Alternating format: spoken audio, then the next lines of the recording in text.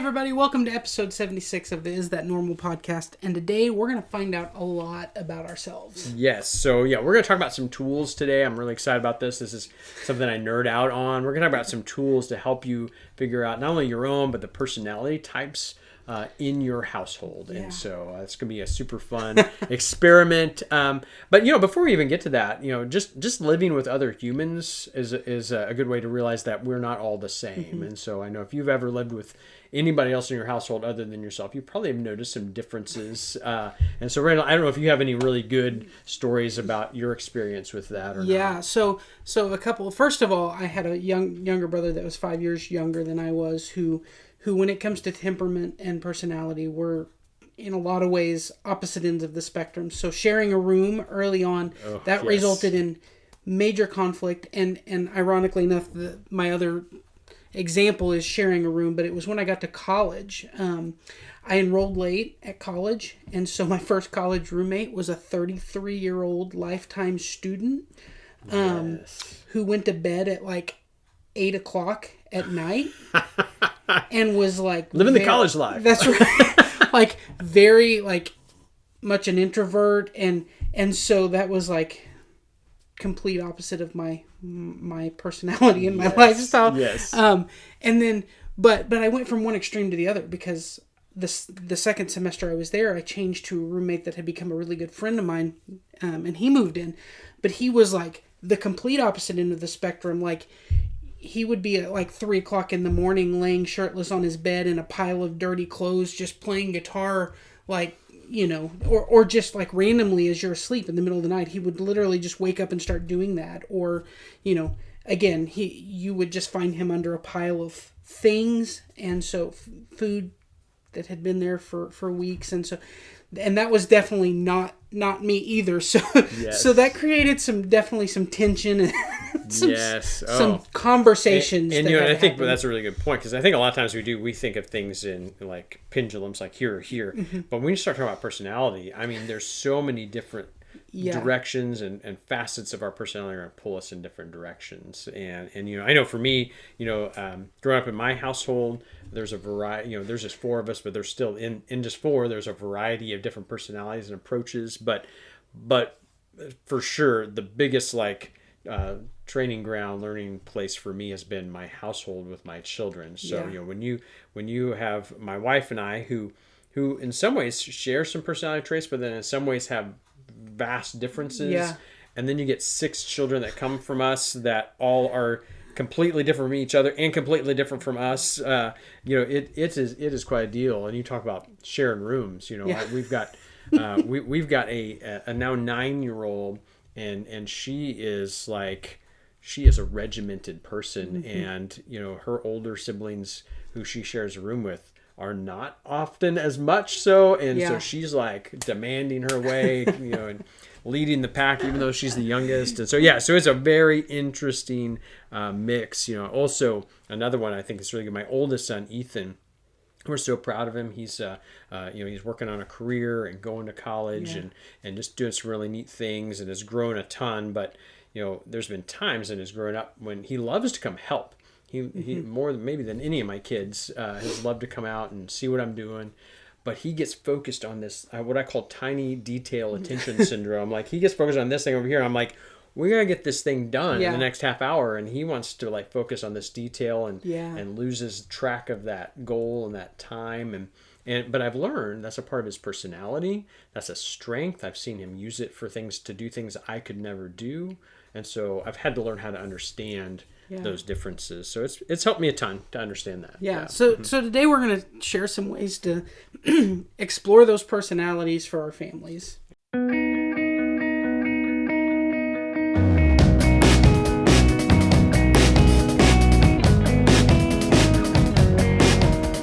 Well, welcome back to the Is That Normal podcast. We're so glad you've joined us. And if you're just joining us, we would love for you to go back and check out some of our prior episodes. We just have a heart for investing, encouraging in parents and adults who are investing in teenagers and young adults. And we've talked about a lot of things over our 76 episodes. Yeah. Yes. But again, that's been our heart for why we've done this. Both you and I have worked with young people in our church and our community for over 20 years. Yeah. And when I was planning to do this and really felt called to do this for our parents, when I thought of who I want to do this with, I mean, it just immediately for me, it was you. And I think over the course of these couple of years we've done this, man, we've just worked well. This has been a neat, fun process. Yeah. We've learned a lot, but it's usually pretty easy. Yeah. We kind of almost can anticipate what the other one's going to think or do. And we've gotten along well. And so it's just been good. And I think a lot of that's because we do have some shared personality. Yeah. Yeah, absolutely. We both are like in some ways analytical. Yeah. But I feel like we're both fairly flexible too. Like we're not super rigid, and so that usually works well for us. And we're both very much kind of go with the flow. But yeah, we have a lot of personality similarities, and I think that's why we've again gotten along so well for so long, and that this works. Yeah, the way I would say it, and I think we both are very much this way, is like we definitely have a way we think would be good to go in a direction and a future that we would hope for. But I'm willing to stop and listen to what your perspective is. And I think we both are like that. And I think we found out as we start taking personality tests that there's a reason for that. Because we fit in some particular categories of people who tend to do that very thing, put others first. And there's a few areas, some of the times that I've noticed that the most is there are times that, where a particular approach to a situation, my thought is so different from most of the other people around me, and then it turns out so many times you're out here in left field with me, so that works well. That's right. It does work well, so that's good.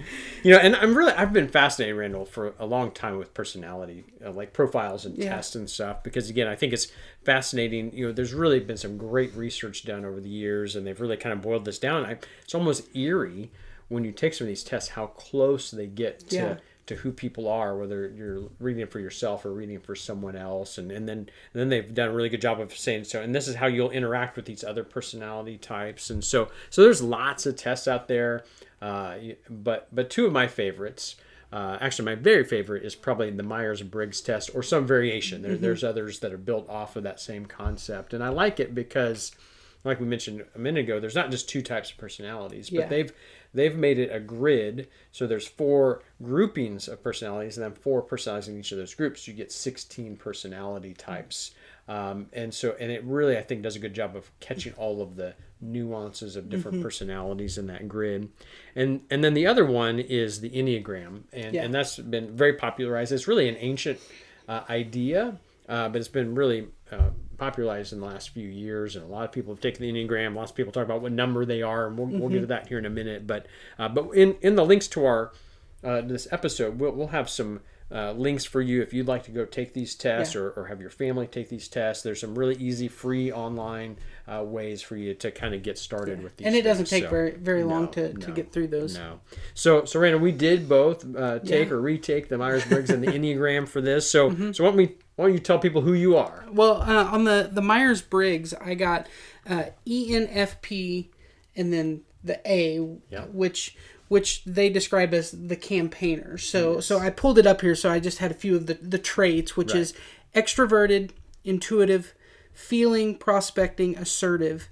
And so it says your role is diplomat. And I feel like that's fairly accurate as far as just how I tend to operate. I kind of tend to be the person a lot of times that I feel like falls in the middle of trying to see both sides of every equation or every argument, or look at a situation and actually do and try to understand where somebody else is coming from. And so that was the Myers-Briggs. And then on the Enneagram, I was a 9, which is peacemaker, which again, those kind of go right together. And then there were wings off of that. So my second was a 2, which is the helper, and the other one was 7, the enthusiast, which again, I feel like all of those are fairly accurate.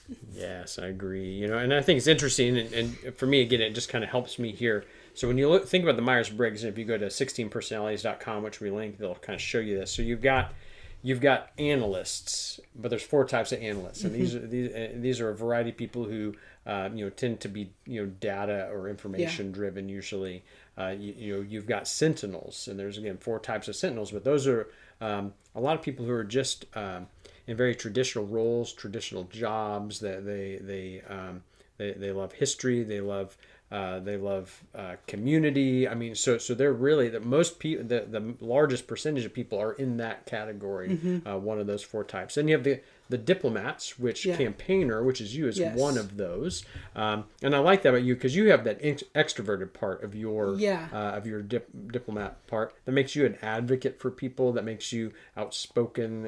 I mean, your job at your work, is a lot about getting the message out, and so that extrovert in you does that. And then you've got the adventurers, the people who are like to have fun, like to do, or like maybe spur of the moment kind of people. So I am also a diplomat, but I am an INFJ, which means that I'm intuitive. No, I'm not intuitive. I'm introverted. I'm intuitive. I'm feeling, and I'm judging. And I always kind of struggle with that, but that really has to do more with. And it said, I think I'm like 82% judging, the way that, like I'm really strong like that, but that's how you make decisions. And I'm part of that's because I have a secondary analytical kind of part, like you said, that I tend to make decisions and stick with them and can make decisions quickly. And then I have that assertive kind of piece to that as well.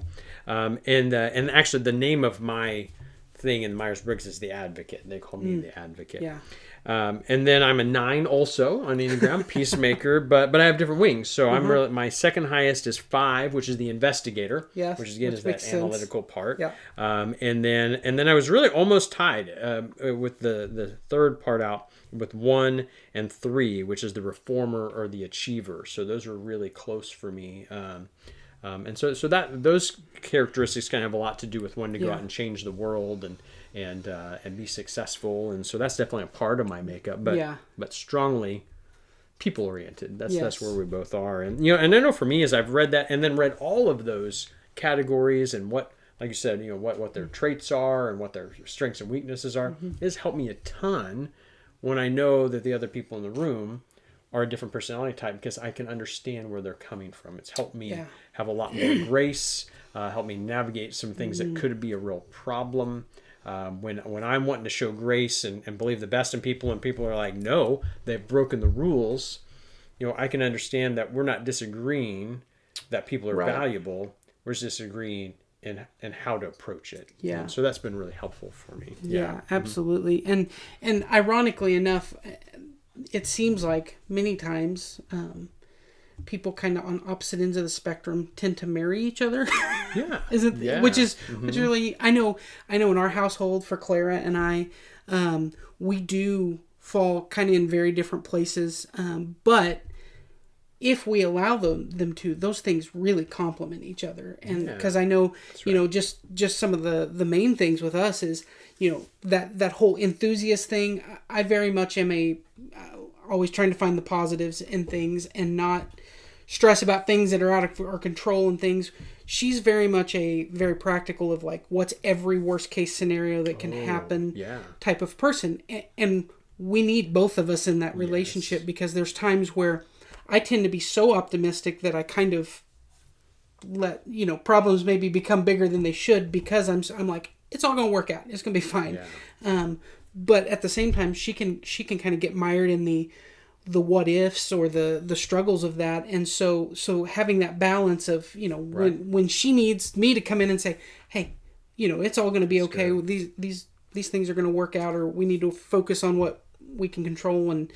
But at the time I need her to say, okay, we need to give this a little bit more attention, and we need to do a little bit more planning for these things. Pitfalls. Absolutely. That's really good. I think that's really good. And and as we think about our families, and in particular as we talk to parents today, this can be very valuable for a lot of reasons. One, if you understand where your children are coming from, and maybe how their personalities are different than you, you'll realize that maybe it's less of them being disobedient and more of them being different than you. And maybe can help you see those problem points before they become an explosion. And then also for them with each other, if you have multiple children in your household, for them to be able, if everyone kind of knows where everyone's at, and we've educated and we've spent time with that, we can help them navigate some problems that we see coming. So how do we do that? How do we kind of take some of this information that we have, or gather some of that information and then apply it in a way that helps some of those situations? Like I said, I've got a wing of a 5, so I'm an investigator analyst in here somewhere, and so that guy would say, make everyone take the test and study it, right? Like that's what I'm going to tell you to do. I know that may not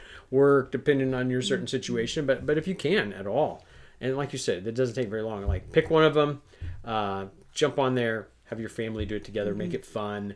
Read each other's personality profiles, role play each other's personalities, all those kind of fun things to just kind of discover that together, I think would be a really good thing. But then as you do that, then help learn to have language to communicate, so that we understand that when our person who tends to be more cautious or reserved, and is always wanting to say, but what if this happened, and what if the end of the world comes, and what if we all die in a car crash, and all those things start getting listed off, and the person over here who's an adventurer is like, we're going cliff jumping whether you like it or not. Maybe we can have some language to say, instead of like, you're stupid and you're crazy, that we instead say, I understand that safety and security is a big deal for you. But I want to assure you that first of all, I won't make you do anything you're uncomfortable with. But second of all, I've taken these precautions. And the same thing. I understand that you want to go have fun, you want to go hard and fast, but I want you to take at least 5 minutes and take a breath and think about what you're doing. And so we affirm the things that are strengths.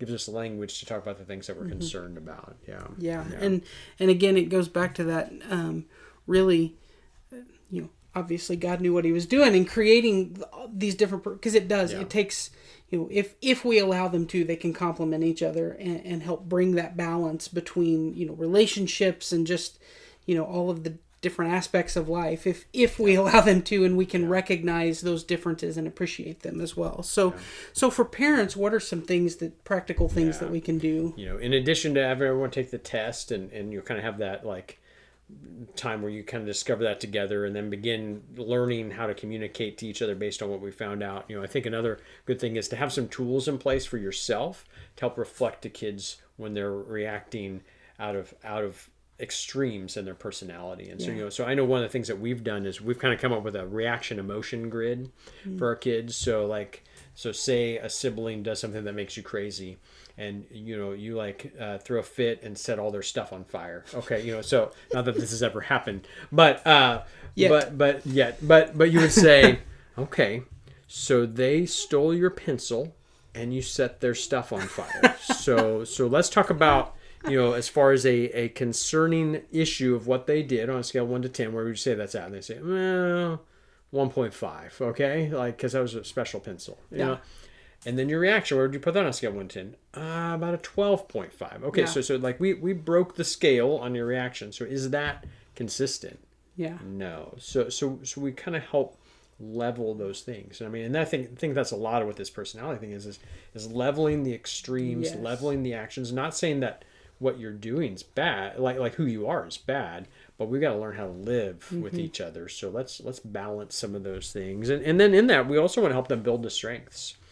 So if I know that that somebody's just fearless and ready to try something new, I want to help them build that to be a strength in their life and not a detriment in their life. If we know someone's an analyst, we want to give them tools to be good at that, but also to be a good communicator with others rather than a harsh like you're wrong, I'm right, because I've studied the facts. And but we want to build to those strengths as we learn those, and then help them to minimize those conflicts. And I know for us, one of the things that's really occurred in it, for us as parents particularly, is it's given us the opportunity for grace, and it's given us the opportunity to help each other give grace in the household. Because again, when someone does something that makes me crazy, before I just immediately go, that's wrong, I need to go through that grid of saying, now how much of this is that difference in personality, and how much of this is disobedience and intentional harm to others. And really, a big percentage of the time, a big percentage of that's going to be just because we see things different. And if we see things different, then maybe we can offer grace more than you meant to do that to you. You meant to hurt me. Yeah. I know we talk about that a lot with our kids, like particularly the ones who are kind of like really extreme in some of their personalities. Like the one, like my one that's really like, it's my way or the highway. We help the other kids see like, we're going to help her temper that. And we need to do that. But we also have to understand that that's also a strength of hers. And we need to help her develop that in a healthy way, rather than it's just like she's trying to be mean to you, because that's not what she's trying to do. Right. Yeah. So that's been good. And enjoy it. Man, we enjoy the diversity. We enjoy the difference. We don't want everyone to be just like us. No. And we want to celebrate that and live in that diversity. Yeah, absolutely. So as we kind of wrap up today, our 2 takeaways is the first is check out that Myers-Briggs and test and the Enneagram. We'll have the links to those in there. You can do that for free. And it's definitely, I mean, it is really interesting just to check out. And for most people, I think you'll find it's eerily accurate. Oh, it is. As to how close it is. And you don't feel like it could be, because the questions don't seem super pointed when you're taking weird. it. And I took it like yesterday, getting ready for this, and I was scared. Honestly, I was like, "What if I turn out to be something different than I've turned out before?"